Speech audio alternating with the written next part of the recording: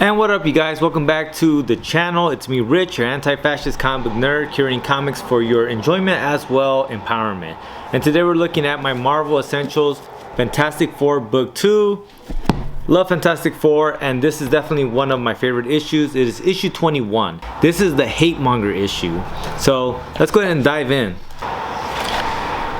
So here it is. You can see off the back that the Hate-Monger, the way he is characterized, is like a fucking Nazi, like a KKK member. And definitely love this. Destined to become a Fantastic Four classic, and it is. But here it is, basically a book-length bombshell. And I'm gonna try to not focus so much on the Kirby art, because man, oh man, do I love the Kirby art. But ultimately the story begins with, like, you know, every Fantastic Four character doing what they're doing and just living their life, and they realize that that my boy Ben Grimm has ultimately created himself a punching bag with this big, like, metal orb or whatever it is, and he's beating the shit out of it, because when the thing is upset and he's over here giving it to this punching bag, like, the whole Baxter building is just fucking shaking. And so then he says, I've got to do something to let off some steam. I've been reading the papers for the past hour. It's enough to make anyone blow his top. And if I still got to spell it out for you, just take a squint at some of those headlines. So my boy Ben is upset, outraged. There's this hate-monger piece of shit out there spewing bigotry and hatred. And Ben is like, says what we all know, right? That these fucking pieces of shit will do hate speech, but the minute we fucking punch the shit out of a fucking Nazi or someone spewing Nazi propaganda, it's like they look at us like we're the violent ones. It's like, bro, we want to live in peace, homie, but like, if your like future society is one built off of my oppression, then like I also can't allow that. You know what I mean? Let's get back into the comic. It's gonna hit home, right? It's like, and so dressed in street clothes and looking as inconspicuous as any group can, there with the lumbering thing, the Fantastic Four stroll along Manhattan's east side. Boy, if I ever get my hands on that hate-monger scrawny hide, I'd really give him something to yell about. I know how you feel, Ben, but this type usually doesn't get very far in our free nation like ours. Oh no? What do you think that is, chum? A PTA meeting? So Ben knows, like, say what you will, but like, hate sells, homie. Long live the hate-monger. He'll clean up this country for us. Down with all foreigners. Down with everybody who disagrees with us. Hell to the hate-monger. And I just want to take a moment to remind everybody that this issue came out in the 60s, bro. Like, this is how long hate speech has been a problem. This is how much we've allowed and given space to fucking, like, racist bigotry. This is how long we've allowed and accommodated xenophobia. This is how long we've accommodated, like, all these social ills that we should have never had any space or tolerance for years ago.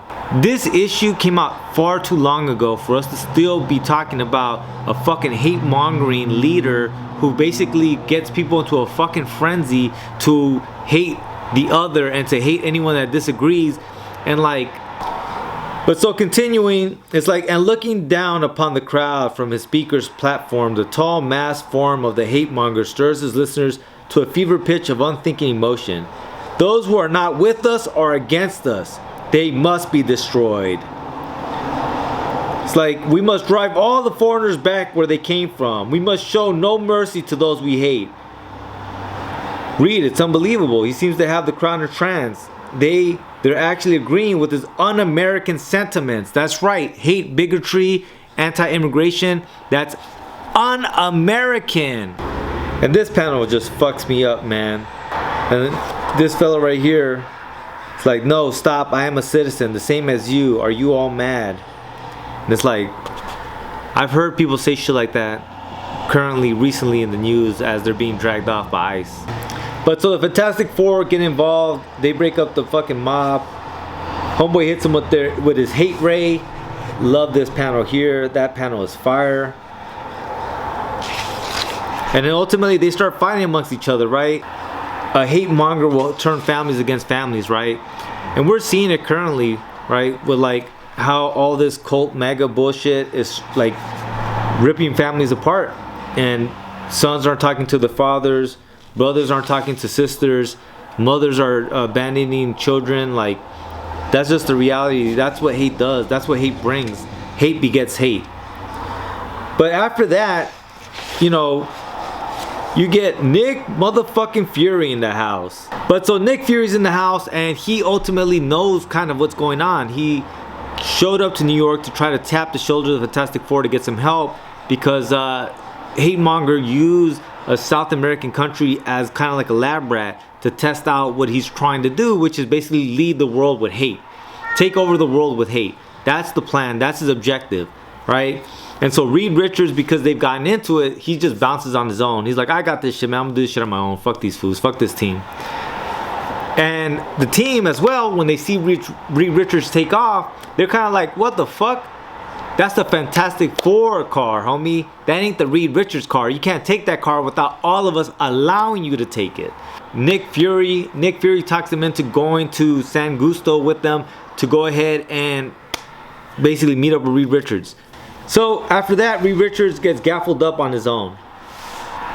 And in true diabolical supervillain style, Dr. Evil, Austin Powers type shit, he's like, and now that you are trapped, I shall show you the fate that awaits mankind before I have destroyed you. And ultimately he explains how the hate ray works, and ultimately what his plan is, right? The small pitiful nation was just a test for me. Now that I see how effective my hate ray is, I shall blanket the world with it. I shall turn friend against friend, neighbor against neighbor. Which is what he's done to Fantastic Four. But at that point, my boy Nick Fury shows up, gets a drop on them, and then gets the antidote for my boy Mr. Fantastic, Reed Richards, who then goes on a solo mission to make sure that all the Fantastic Four have taken the antidote and are back to normal, while my boy Nick Fury goes and keeps fighting the Hate-Monger. At this point, my boy Nick Fury's on his own. He's getting his ass gaffled up, but boom, the Fantastic Four show up just in time to do what they gotta do and put in that work. And this is the last page right here, and this is the one that really hits, right? Hate-Monger is shot by his own people. Basically, the way I understand this is like his hate begot more hate. And the hate that he spewed basically infected his team members, who then, because of that hate, decided to just shoot his ass up. And then they pull the hood off, and they all gasp, because guess what? Adolf Hitler, the Mad Fuhrer, the most evil human being the world has ever known. The hate ray must have been one of the last achievements of the enslaved Nazi scientists. And then my boy Reed Richards hits him with the science of like, well, we'll never really know whether he was the real Hitler or one of the many doubles that Fuhrer was reported to have. And my boy Nick Fury's like, it don't make a difference, bro, as long as this fool's dead. And I love this last panel right here, man. Until men truly love each other, regardless of race, creed, or color, the hate-monger will still be undefeated. Let's never forget that. And Reed Richards' words never shall be forgotten. Not while the stars and stripes still wave, not while America endures. Obviously, this ties into the anti-fascist mentality of like, you have to confront hatred, right? And hate speech, as you can see here, this issue clearly indicates what we all know. That hate speech definitely bears consequences, right?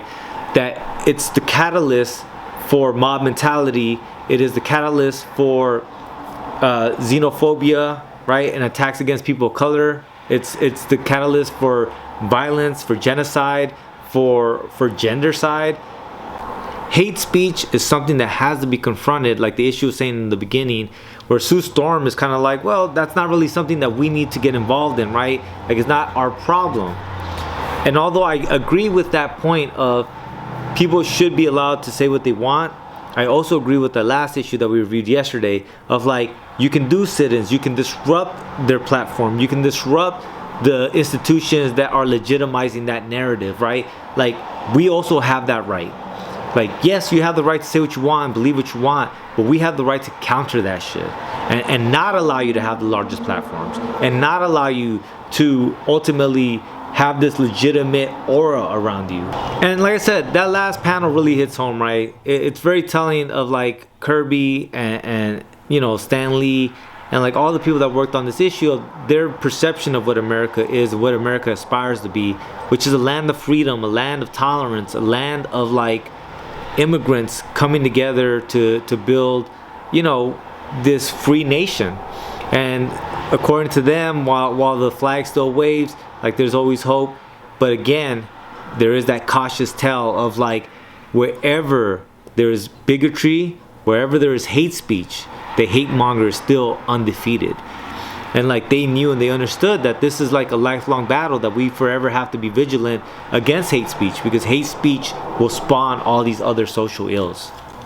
But alright, you guys, that's all I got for you guys today, man. As always, it's me, Rich, your anti-fascist comic book nerd, curating comics for your enjoyment as well as empowerment. And I hope you guys enjoyed this comic. Beyond that, please like, share, subscribe. Leave it in the comments if you guys have a comic that you think I should talk about on the channel. And if I have it in my pool of comics, we definitely will do that. Alright guys, I do this shit daily, so I'll see you tomorrow. Lates.